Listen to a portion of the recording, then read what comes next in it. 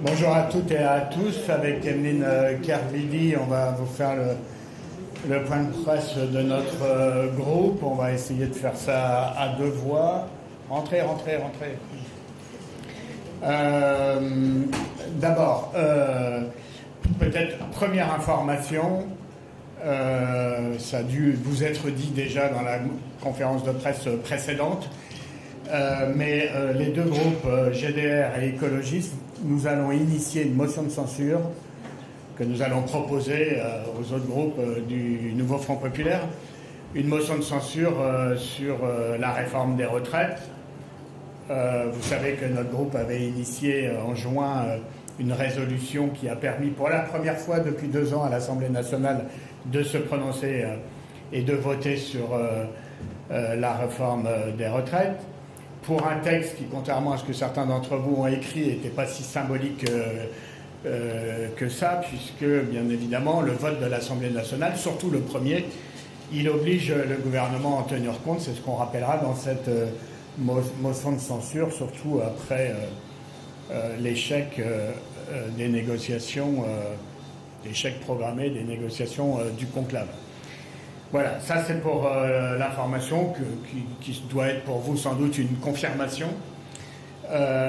Et puis nous allons, s'agissant des questions au gouvernement cet après-midi, le groupe m'a demandé de poser la question donc au Premier ministre sur la situation internationale et notamment sur la guerre que mènent Netanyahou et Trump en Iran, avec une préoccupation, c'est celle d'avoir une France qui soit un peu plus offensive, dont la parole se fasse davantage entendre sur la scène internationale, en rappelant qu'elle est membre du Conseil de sécurité, en rappelant également que dans un conflit qui, par certains aspects, a bien des similitudes, qui était l'offensive américaine contre Saddam Hussein en 2003, les mensonges de Colin Powell sur les armes de destruction massive, que la France à l'époque avait su, non pas par complaisance vis-à-vis de Saddam Hussein, mais par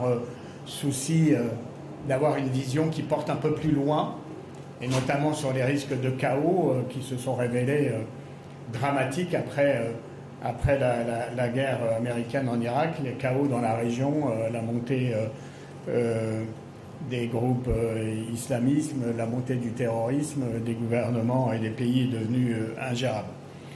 Nous reprenons à notre compte la formule de Jacques Chirac en 2003, on n'exporte pas la démocratie dans des camions blindés.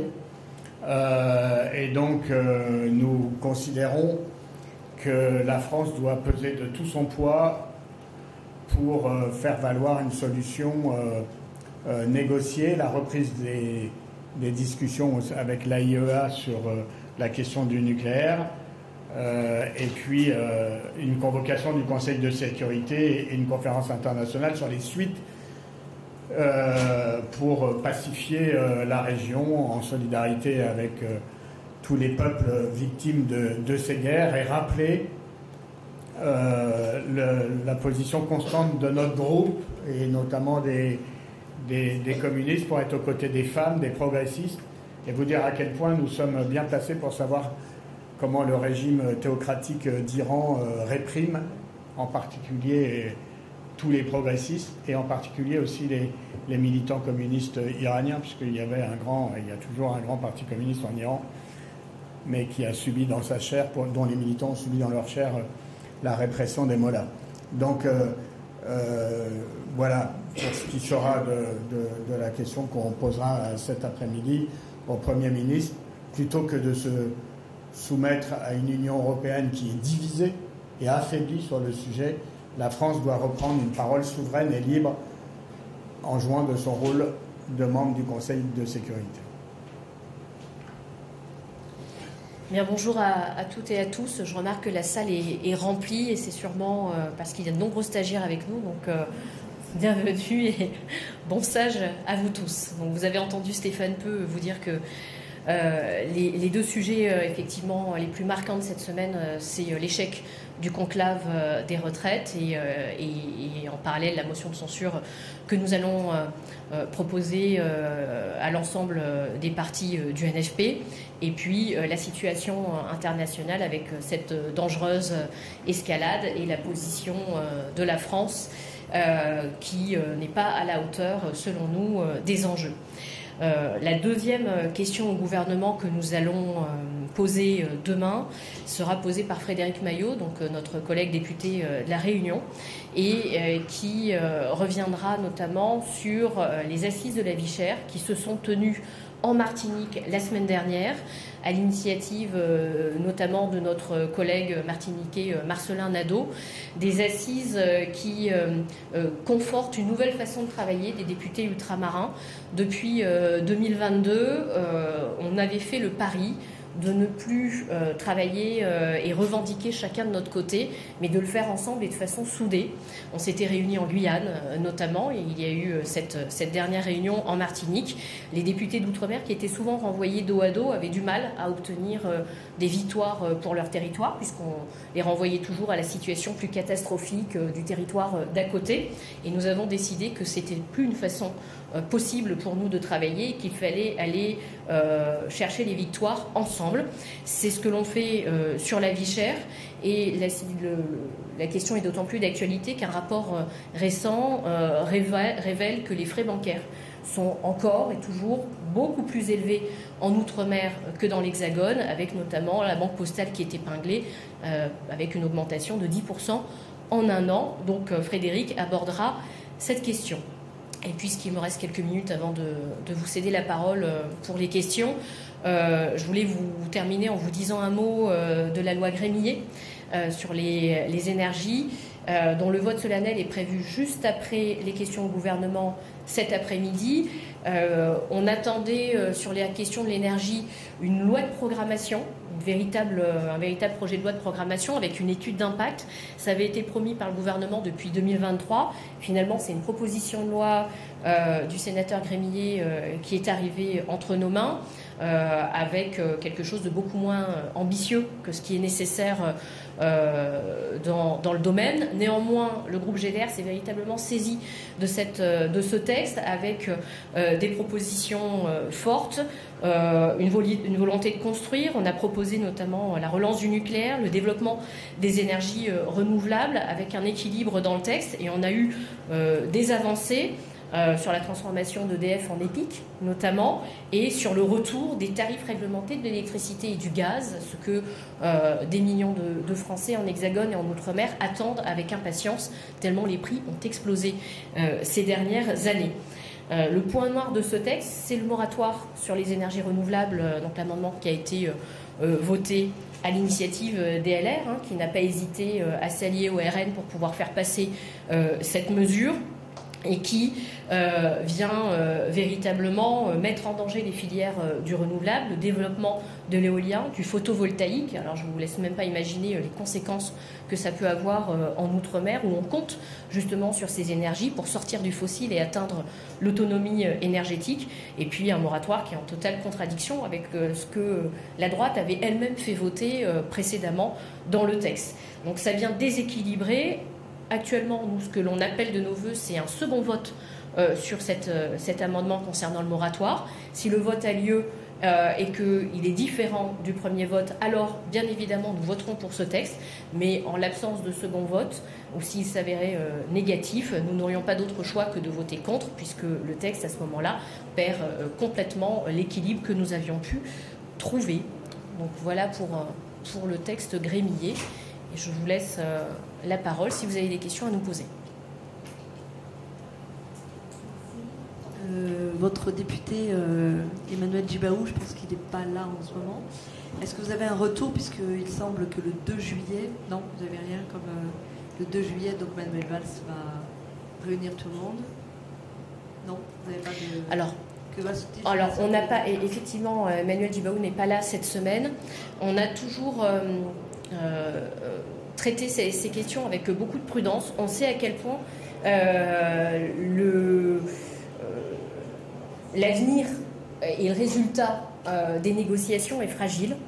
Et on fait très attention à ne pas dévoiler ni les points de désaccord, ni les avancées au potentiel de ce qui se passe en Nouvelle-Calédonie. On laisse généralement notre collègue revenir vers nous très régulièrement pour nous faire des points, mais on évite de dévoiler dans la presse le contenu des débats. Donc dès lors qu'on aura eu un point avec lui, on n'hésitera pas à vous faire un retour. On sait que Paris regarde avec beaucoup d'attention ce qui se passe en Nouvelle-Calédonie et que tout le monde fait attention à ce qu'on n'ait pas un retour des émeutes meurtrières qu'on ait pu connaître. Donc c'est vraiment quelque chose sur lequel nous sommes extrêmement prudents et on n'hésitera pas à revenir vers vous le moment venu. Oui. Stanislas Noyer, aide de l'expansion. Quand vous demandez un second vote, c'est une deuxième délib que vous demandez sur le moratoire, c'est encore possible là, ou il ne faut pas que ça soit inscrit en conf des présidents? Alors, la deuxième délibération, effectivement, semble peu probable, notamment parce que les victoires dont je vous ai parlé, c'est-à-dire le retour des tarifs réglementés et la transformation d'EDF en EPIC, ne sont absolument pas souhaitées par le bloc central et la droite, et qu'ils n'ont aucun intérêt à faire cette deuxième délibération, puisque le reste du texte, de toute façon, ne leur convient pas. Et il me semble même qu'ils ont déjà annoncé qu'ils voteront contre leur propre texte, mais en ce moment, c'est une habitude chez eux. Oui. L'issue du conclave, qu'est-ce que ça dit des relations entre le gouvernement et le patronat ? La grande complicité, puisque quelques jours avant la fin du conclave, dans une question, nous avons été plusieurs députés à poser la question au Premier ministre sur ses intentions, et il a cru bon à, je crois, 48 ou 72 heures de la fin du conclave, dire que s'il n'y avait pas contrairement à son engagement écrit à notre égard, que s'il n'y avait pas d'accord entre les partenaires sociaux, c'est la loi Borne-Macron qui s'appliquerait et qu'il ne reviendrait pas devant le Parlement. Donc, puisque depuis le début, le MEDEF veut le statu quo, le Premier ministre lui a donné la feuille de route et le mode d'emploi pour avoir le statu quo, c'est-à-dire ne pas faire aboutir les conclusions, ne pas rendre conclusif le conclave et maintenir la loi telle qu'elle est. C'est une raison supplémentaire pour notre motion de censure. Je veux rappeler quand même que là-dessus, dans la proposition de résolution que nous avons réussi à faire voter pour la première fois à l'Assemblée, concernant les retraites, deux solutions s'offrent au gouvernement. Soit il revient devant le Parlement, soit il donne la parole au peuple avec un référendum. Et là-dessus, on verra véritablement quelle est la position des Français. Donc on attend le Premier ministre au tournant.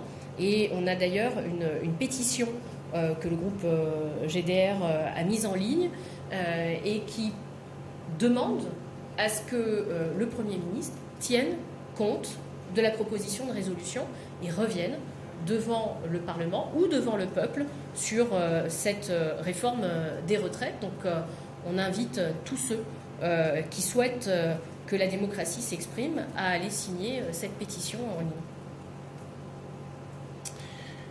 Très bien. Si vous n'avez pas d'autres questions, vous remercie. À bientôt.